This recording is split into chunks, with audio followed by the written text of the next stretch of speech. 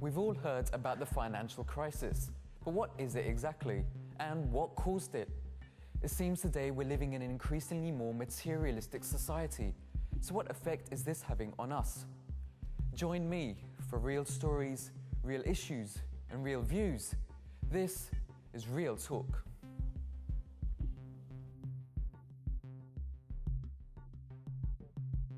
Assalamu alaikum and welcome to the show. On Real Talk today, we're going to be discussing the deepest financial recession that we faced in living history. But who was to blame? Was it the banks? What about the consumers? Or maybe society in general? Have we become too materialistic? Well, to help answer those questions, I've got an expert panel with me here in the studio today, which I'm just going to introduce to you. First of all, we have Sultan Loan, who's the head of foreign exchange trading at the Swiss Finance Corporation. Welcome to the show. Good afternoon. Also, Ravil Bukharev, have I pronounced that correctly? Yes, indeed. A writer and a former BBC journalist. Thank you. And we have Said Bashir Ahmed, who's head of private banking for a global financial institution. Good afternoon. So that's our expert panel, and obviously we've got our studio audience here as well today. But first of all, we know that the global financial crisis has affected institutions. We're going to have a look at one of these such institutions to find out what the whole deal is there. How are they coping with the problem? So let's take a listen to the word on the street.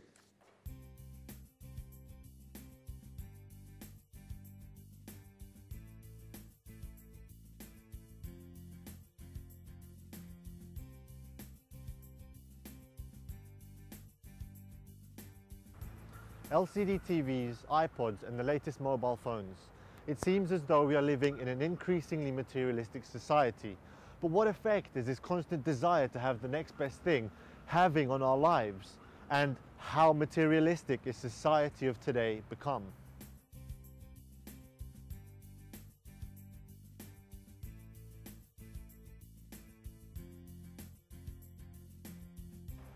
It seems today we are driven by the greed and desire to obtain the material objects we need that would make us feel better about ourselves.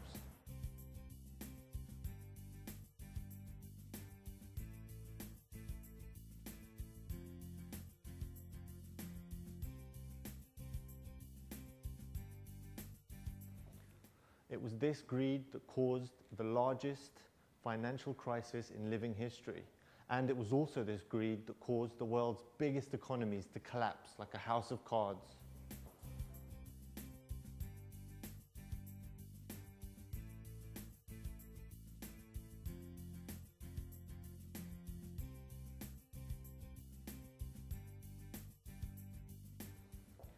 So where does the problem lie?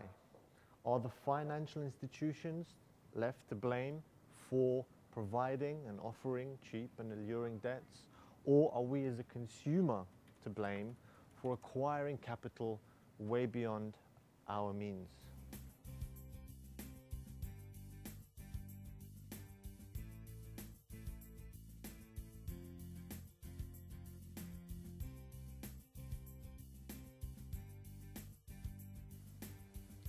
Well, first I guess you want to know what were the signs.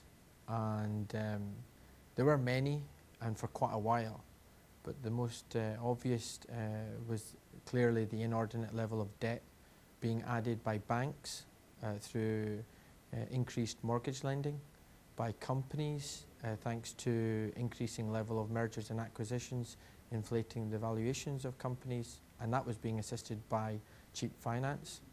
And then you have individuals in the UK. We have approximately £30,000 of debt per person, which amounts to about 133% of the average salary. So yes, the signs were there. In fact, way back in 2004, there were more than 8 million credit cards than the number of people in the UK. So clearly the signs were there. Were they being ignored? Yes, absolutely. And they were being ignored for profit. So, did the financial crisis happen because of market failure or government failure? Anti-capitalists argued that it was the market that dramatically failed, while on the other hand, capitalists argue that it was the regulatory framework that caused the collapse of the financial markets. So who's to blame? Well, I mean, of course, everyone's to blame. You know, the borrowers are to blame. The lenders are to blame. But even those who stood aside and profited with the increased tax revenues, being the government, are to blame. Everyone knew, everyone saw the warning signs, and those who consciously ignored it, particularly, have to blame. But they all wanted profit. And the thing is that if we then say, well, let's blame them, but if in this current environment that we live, if they didn't go for that profit, then the neighbour would, then the competitor would. So clearly it's the system that is to blame, not just the bankers, the individuals, the consumers, but the system that we currently live in that requires everyone to chase profit and therefore requires increased risk-taking.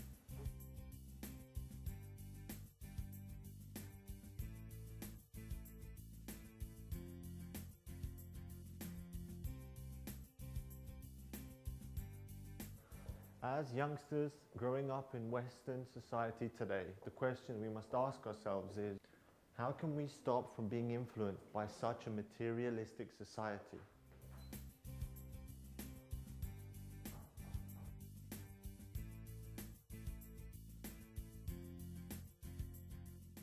Okay, so that was the word on the street, and let's get the discussion started here in the studio. Sultan Saab, let me turn to you first. We're going to be discussing materialism, but what is materialism? Sure. Can you shed some light on that, please? I think going back to your opening remark in terms of the crisis, materialism very much leads into what people want out of life, not just for their own families, but for an individual as well. And I'd very much say the financial crisis of the banking sector, the consumers, or society as a whole, materialism was quite a large part of the actual downfall, the story, shall we say, of why it really took place. We live here in Western society, so do you think materialism is an essential part of that society? Well, I think it's an essential part of every human society. I lived, as you know, in the former Soviet Union, and also senseless materialism wasn't encouraged there, although the country was atheistic, of course. And this was for the sake of... Which country are you based in before? Well, I lived in Russia, in Moscow. Okay. But you see, the problem is not materialism as such, but everything should be taken in moderation, as we are taught, you know. Materialism is a necessary part of life because, you know, you have to have something. You can't live, you know, like an asket in the desert.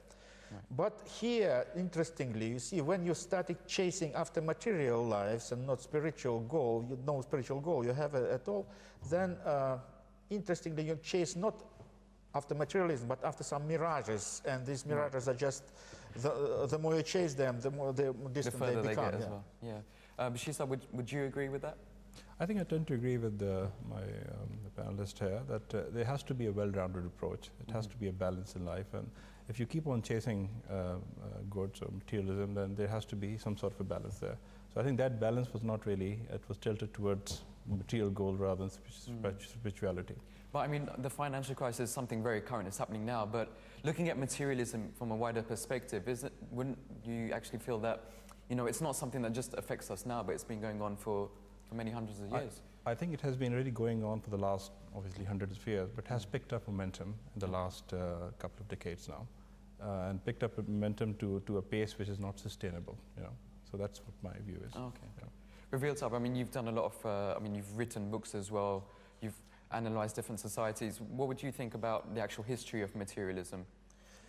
Well, you see, the history, we know in the Holy Quran that in a faithless society, you see, the thing which is happening in life is actually the competition between people in terms of wealth and in terms of the number of children, as we know, you know. So this is already said 1400 years ago.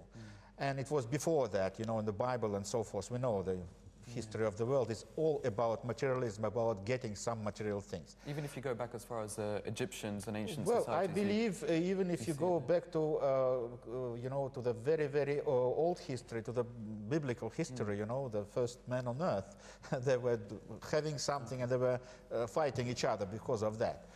But here we are not talking about materialism as such. Basically, there's nothing very material in celebrity culture. It's really, as I said, it's a mirage of fame, of wealth, of enormous wealth. It's not that something you can get. It is something you are, it's about the priorities set in the society. You've touched on a really important point, which I want to develop a bit further. Sultan Saab, you mentioned celebrity culture. Now, don't you think that's quite detrimental to young people living in this country when you look up to people who are living such a, fantastic lifestyle with money and everything? That's got to have a bad impact on young people growing up. That's society as a whole, unfortunately, at the moment. I think, whether it's celebrity culture, whether you're a Premiership footballer, whether you're a successful artist within your own right, youngsters will look at these people as a leading example within their lives. But it very much starts from the home, education process from home on how the stability is with your children and how you teach them various good things in life.